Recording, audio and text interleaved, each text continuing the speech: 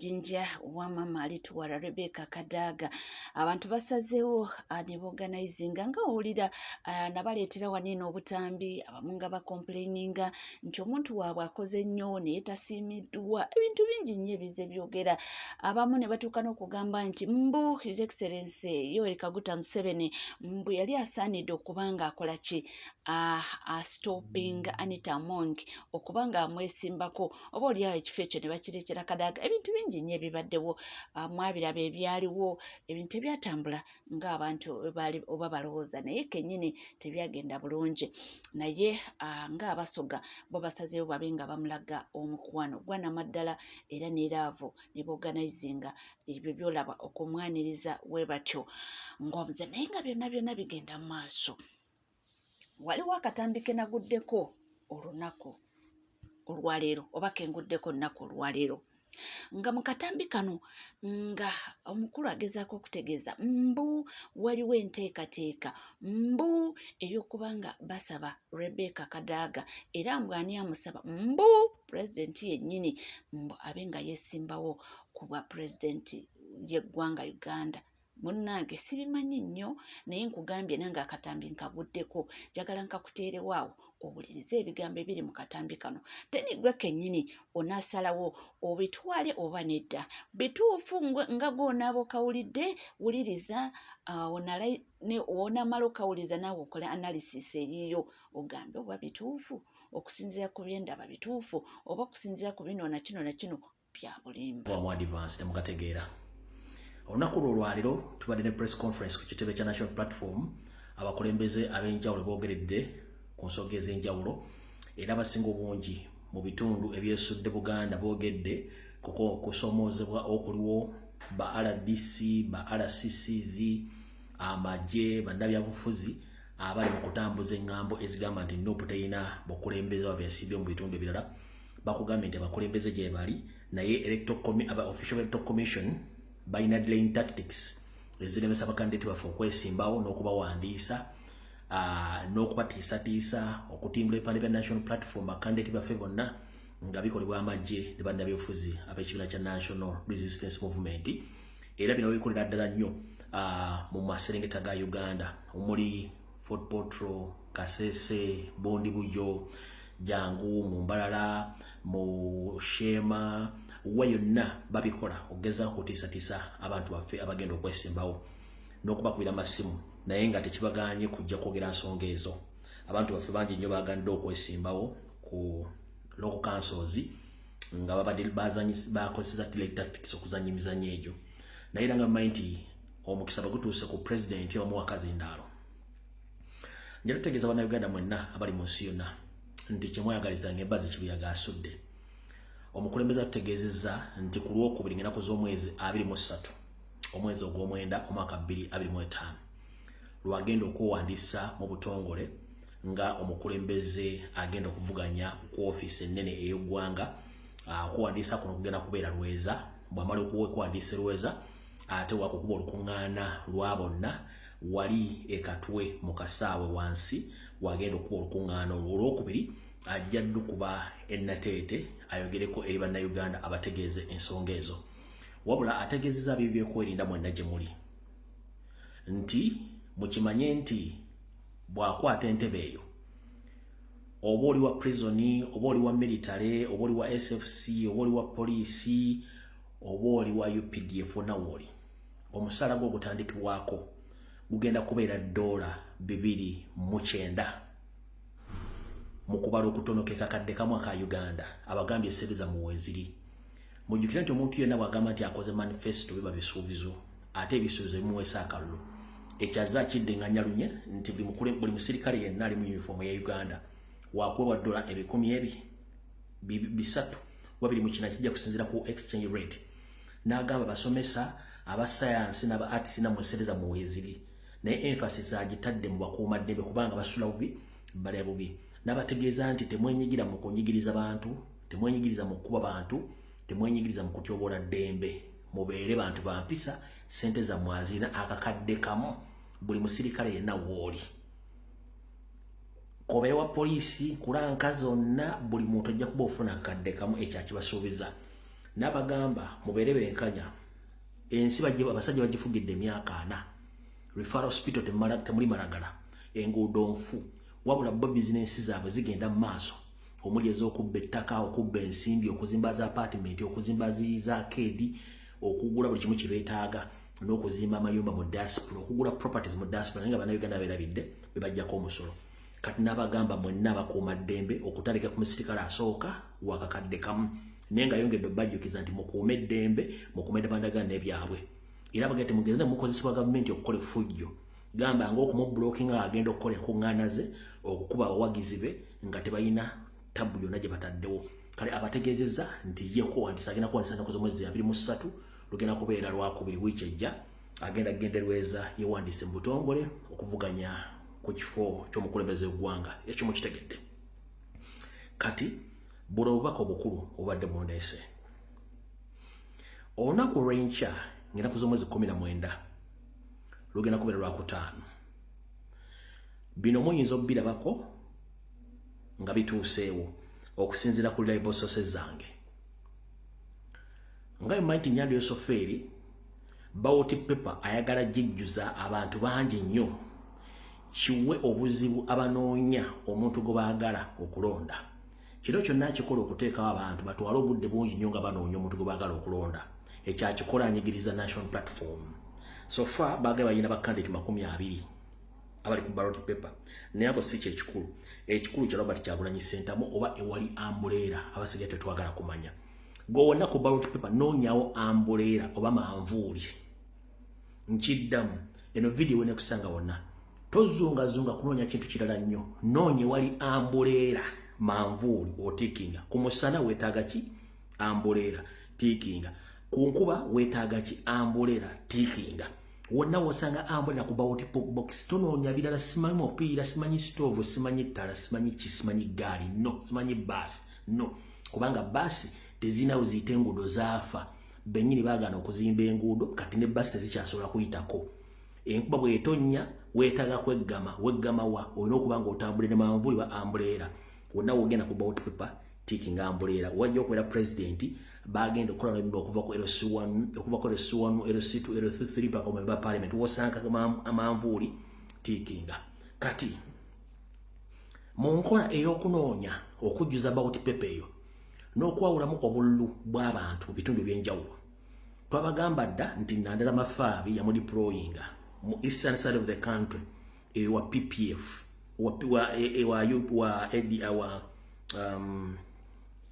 wa FDC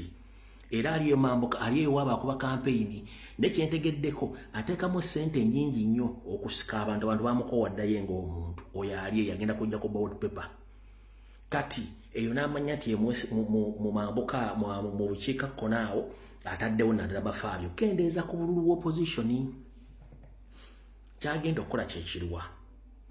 mu Eastern abadde anoonya omuntu agenda omukolera omulimu ogwo 1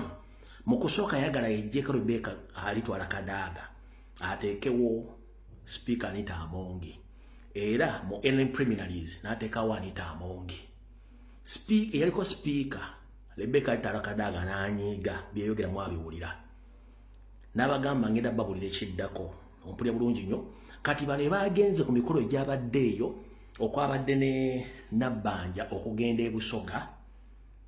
kambalage wano ka video Nabbanja yagenzeeko e Busoga eyo gyabadde ku Nabbanja gyeyagenzeeko e Busoga gyabadde ku mikolo gy'obwakyabazinga n'agamba nti balonde President Museveni ne bamugamba be twaloba fe twetaaga Rebecca alitwala Kadaga ne Kyagulanyi tetugenda kulona Museveni kano keka video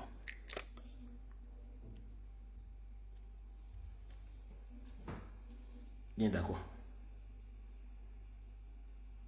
kano keka video amazima gali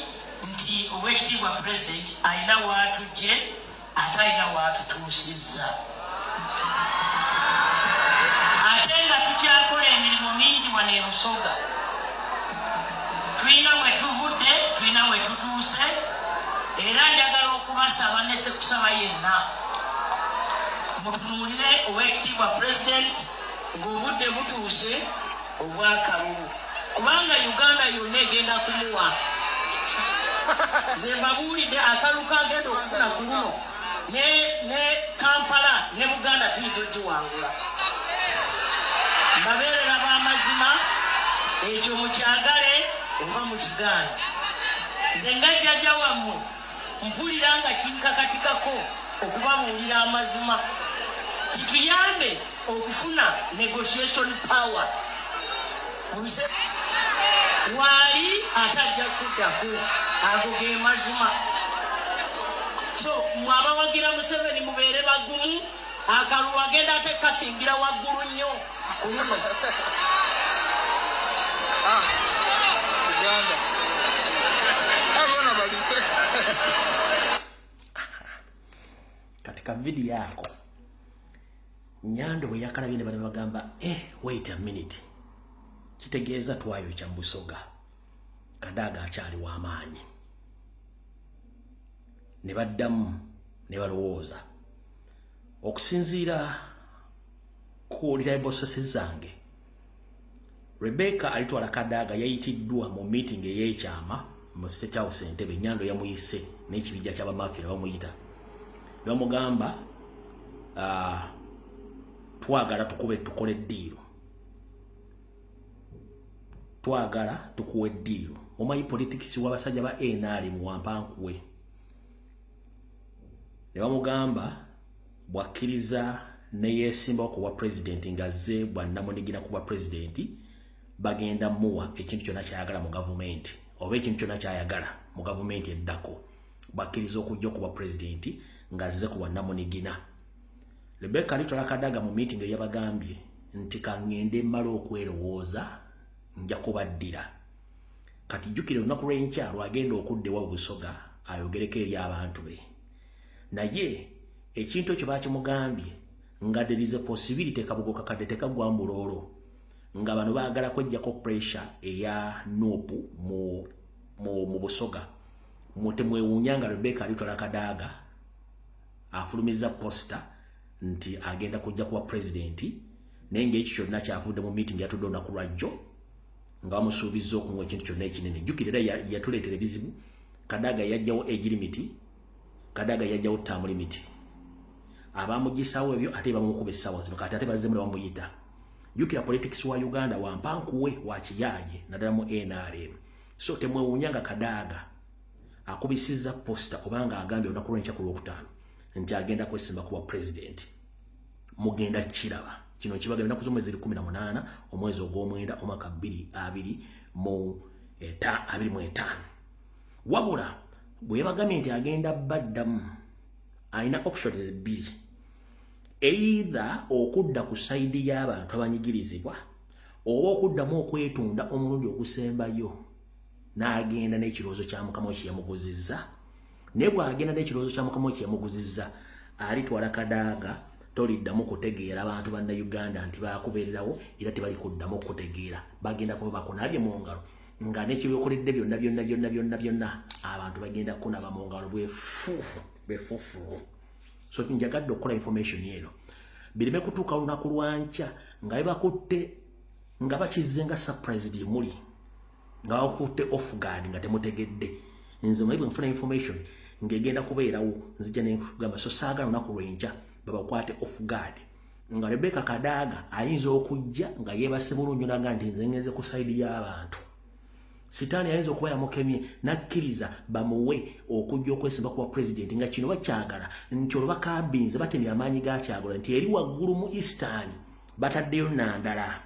ajja tulabulu bwawo na wano wennyini mu Busoga nti bataddeyo Rebecca alitwala Kadaga kitegeeza mbu Abasoga bagenda kulonda ye mbu Kyagulanyi asigale mu Buganda kati ye Museveni asigaze amambuka n'amaserengeta ajja kuba amaze okiggala program bwetu bwe yali mu Buganda yamulemerera etya mu Buganda yamulemerera nti twakuba ebikabaddabi byonna omwali Mayiga Mpoga Segona baani bonna twabakuba n'aba nga tayinaamu ate ng'oyagala okumanya nti waliwo emmando bwanika kyanaawudde Mao najja n'ayogera ebyama byonna ebibindi ebikolagana ne Museveni era ebigenda okwefuulamu mu kalulu akajja okulemesa enkyukakyuka muno mulimu UPC mulimu FDC, mulimu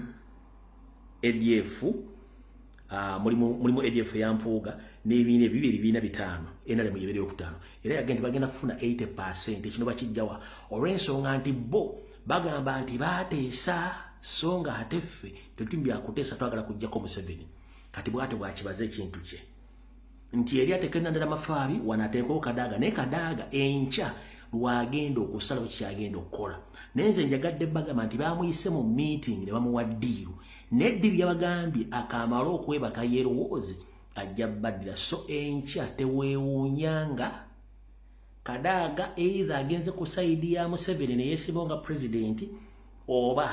nadda ku saidi y'abantu n'agamba nti kati ngenda kukolerera abantu byebintu ebyo bibiri so don't be surprised ku kijjo ku rencha kuba ekya mujja kubeera ku media mugenda biraba nze saagala mu information ebakwata officer nga temutegedde kino jagadde kibagamba budde bikyali saagala mbere information ebakwate off guard nga temutegedde musuze nkibagambye buli mwakisaasanya kitegedde nti olunaku lw'enkya nga 19 kyonna ekiva mu welcoming party ya Kadaga kino bakwata offside kubanga ddiiru bagimusomedde n'abagamba ngenda baddira kati byebinjagadde bagamba mwebereremu nyongera okujjukisa ba comrade bena bana Uganda temugaba nini namba zammwe nini namba zammwe ojja kumaza okulonda naye nkunjukira okujuza mu protest vote bw'osanga nga bakulondesezza nga tolonda nga tewalonze awo protest vote wetandikira nkiddamu bw'osanga nga walonze nga bakulondesezza nga batutte nini namba yo eyo nayo koze ya protest vote wetaga kwereganywa n'abantu awo watandikira ku luno bannange tulwana omulundi ogusembayo ku nno eggwanga lyaffe kubanga nawo information engamba kandi bakekalulu akasemba mu Uganda na information edaga nti kandi bakalulu akasemba mu Uganda tibwe tuva mu Kano kati tukyusiza ggwanga lino akabandi tutwala mu parliament elections oba parliament nga tunala parliament yokka parliament nerondo omukulembeza addako so mukitegedde bulungi nnyo ekyo kyenjagadde bategeeza mukitegeere so buli mwojali teekamu amaanyi kanfundikire na kano Nyandi yosoferi tibahabulwa nga bulijjo nabagamba ogenda okujja mu public baba bamaze omukanika bulungi nnyo ne bwaba bamala omukanika najja mu public oliva mu public babi musajja mukadde nnyo ate akaddiye n'ebintu abikooye naye kyebaabala si kyebalinamu kyebaabala babala kirala nnyo ekiriwo kirala nnyo mwegendereze nnyo bwe tuva mu kalulu kano bagenda kabba massively ekyo tukimanyi kuba olole bakabbye dda wabula mugenda kulaba panic nga bannayuganda baagala obuyinza bwabwe mugenda kulaba panic nga bannayuganda baagala obuyinza bwabwe bino basuubira okukola omwaka ogujja bino basuubira okukola omwaka ogujja bamala okubba akalulu bagenda ku deployinga amajje okwetola eggwanga lyonna bateekewo ne kafyu then Nyandi Yosoferi Nyandi Yosoferi wabanga alemeddeko nga tulemeddwa okumunyeenya ennaku z'omwezi zabadde alayiriranga mu gwokutaano ayinza obutatuukayo n'alayira mu gwokuna oba mu gwokusatu kumanyi tulonda mu January awo ayinza okulayira mu gwokusatu n'atalayira mu gwakutaano kubanga ekyagala omulayiza mu gwokutaano ng'obudde bukyali embeera y'obulamu bwe si nnungi era bw'amala okulayira ajja kulonda cabinet temwewuunya nga Didigi bamugye ku bwa CDF ne babuddiza Muhoozi oli mujjukira Muhoozi oli kati akolanga Minister of Internal Affairs Muhoozi oyo gobayinza Didigi bagenda mujja mu magye afuuke civilian then baddemu bali appointing David Muhoozi yaba abeera CDF then Muhoozi afuuke civilian bwafuuka civilian Nyando amulondenga vice president bwamulondenga vice president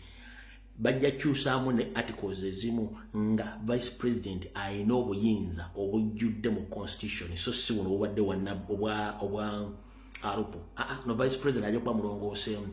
kati mu process y'amaze omulonga vice president olwokuba badde afuuse civilian then Nyandwe ajja kuba ekintu akita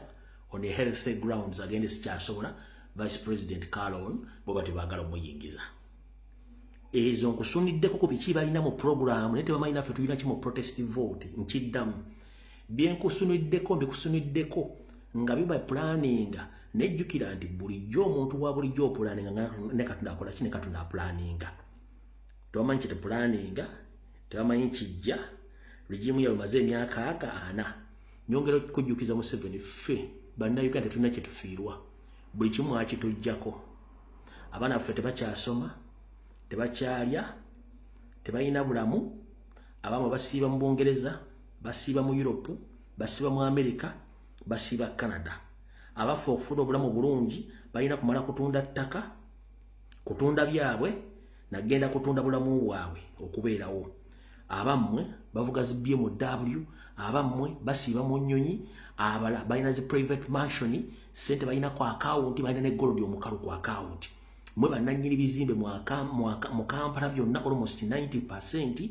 Mwe bannannyini zi estate mwe mulina zi banka mwe mulina zi microfinance mwe mulina buli kimu mwakitwala mu Uganda kyalina kyalina kati ffe tetusalwa tetulina loss singa enjegega mu ffe tetulina loss. Tujja kulaba ko wano omulamuzi nga adduka nga ndaba gisimufungize. Tugenda kulaba ko bajjeno nga badduka nga ndaba gisimufungize. Tugenda kulaba ko abakulu mu poliisi nga badduka nga ndaba gisimufungize. Tugenda kulaba minisita nga badduka bagenda mwekizayiro kubanga muganya okutegeera ensobi.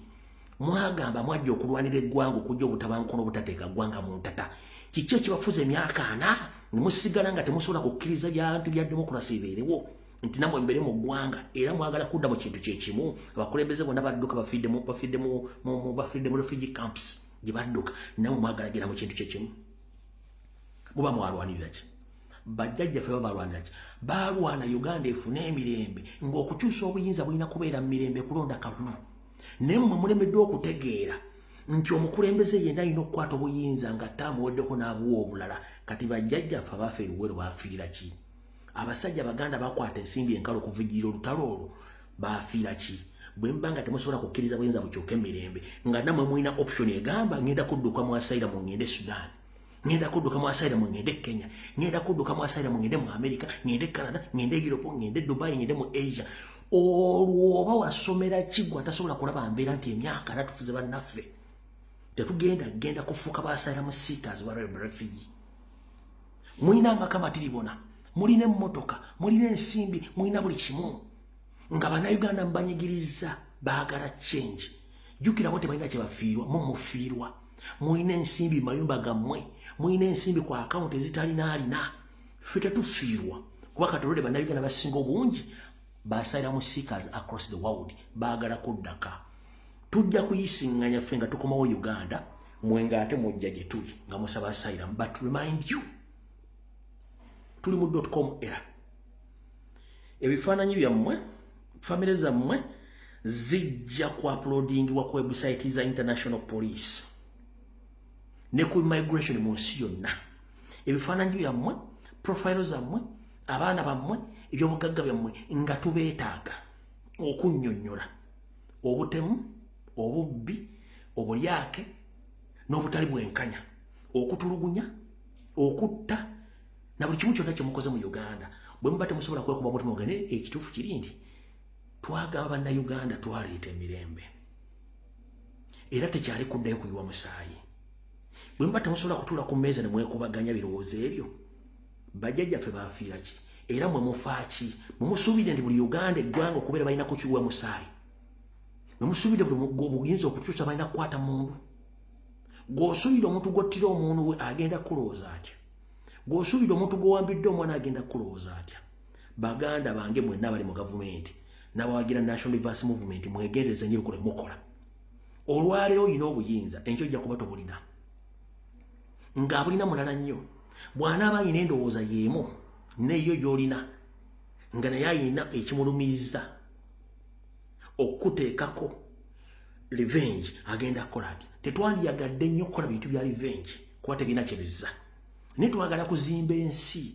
ng'omuntu ne bw'ayogera ekigambo nga kya byabufuzi teryamukwatako. Twagala okuzimba ensi ng'omuntu bwazza omusango alamulwa ng'amateeka bwe galagira. twagala okuzimba ensi nga buli muntu yeeyagalira mu bulamu bwe, alya anywa afuna ebyo yalina okufuna mu sserezo mw'omusolo z'asasula. Twetaaga okuzimba ensi nga buli muntu waayagalidde waakoledde kyayagala kyonna obudde bwonna mu ensi ye, so si kubanga asosolebwa olw'okuba mu ensi mwagifudde nti erimu ebyana n'abaana. Ekyo kikyamu. N'olw'ensonga ngenda bagamba ka vidiyo kano kawanvuyeemu naye njagadde obategeeza mu Nansi waali weetegeke ku Olwokubiri ngenda kusomoza 23 omukulembeze agenda kowandiisa pulezidenti abagambye nti ekijja kyonna agenda nakyo. Mukutta abantu bemubatadde mu makomera nga musubira mugenda munafuya, akugamba etasobola kunafuwa kubanga ate alina okulwana ennyo okunula bemutadde mu makomera. Alina okulwana ennyo okunda bannayuganda batasobola kweyogerera. Alina okulwana ennyo okunda bannayuganda bali mu busibe mu nsi yonna. Gwoyinza okubuuza nti abali abasibe be bali eruzira oba ekitalya. Bannayuganda bangi mu Uganda nga basibe we batudde. Bannayuganda bangi abali mu diaspora nga basibe we bali batudde, nga tali mu kkomera mwere muyita prison, wabula nga mu nju waasula ne ku mulimu gy'akola musibe. Ebirowoozo mu bulamu bwe ne mu byakola nga musibe. Gwoyinza okubuuza nti abasibe bali mu kkomera. No, n'abannayuganda basinga obungi mu Uganda basibe era bali mu buwambe. Kati ebyo byonna ebintu bye tuteesa kubyogerako kusumula bannayuganda bonna gye bali basobola okweyagalira mu nsi yaabwe. Kulwa Katonda n'ensi akatambi kano nkatadde naye mbagemudde okunaku lw'enkya mujja kulaba kigenda okubeerawo. Ebyange mbyogera kate ng'omusiza Gulesiyani akatambi nkatadde. Tubanga akatambi kaako kabaddemu kalimu ebintu bingi ate nga birina mu Luganda kyebulaba sisobola kubanga mbiddiŋŋana. Nze mbawo kubanga mbatuusaako byonna ebitambula era byonna ebyetoloola. Webali kubanga weekomidde ku NCK TV, tuweerabira kubanga osubscribinga, ringinga that notification bell, sharinga, likinga, ebisigadde buterevu tujja kubanga tukomaona temuvaawo.